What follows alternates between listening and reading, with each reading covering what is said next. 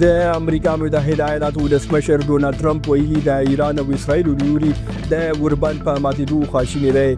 ډونالډ ټرمپ دا ځل د ایران ملاتړ کړی دی او اسرایل د سر ګواښ وکړ. پوره جزئیات په همدې ویډیو کې وګورئ او انعکاس میډیا چینل سبسکرایب کړئ.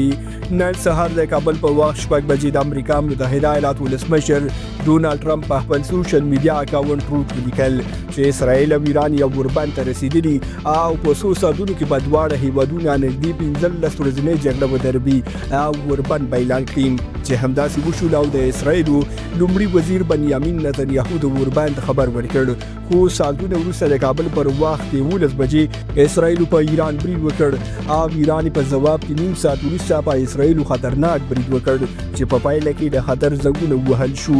د امریکا متحده ایالاتو ولسمشر ډونالډ ټرمپ وویل چې د اسرایل او ایران د اوربند نه عملي کېدو خواشینی کړی دی.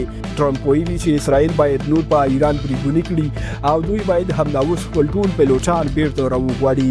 هغه اسرایل د ګواښ وکړ چې که بل برید وکړ نو دا به ستره سرغړونه وي او امریکا به په وړاندې ودرېږي. په ورته مهال د ایران د بهرنیو چارو وزارت په یو ټویټ کې ویلي چې اوربند هغه وخت مني چې اسرایل برید ونکړي او که چیرته اسرایل برید کوي نو دوی د خپل هیواد د ساتنې لپاره پر اسرایل څو برابره خطرناک بریدونه کولی شي. نړیوالو سیاسي او امنیتي شنونکو بیا اندېښنه ښودلې چې اسرایل اوربند ته غاړه نږدي او امریکا ښایي د دوی په وړاندې د ایران څخه خپل ملاتړ اعلان کړي. تاسو په دې اړه څه ویل لرئ کمنټ کې ولیکئ. ویډیو شیر او چینل سبسکرایب کړئ. تر بیا ښې چارې لویه لمن شه.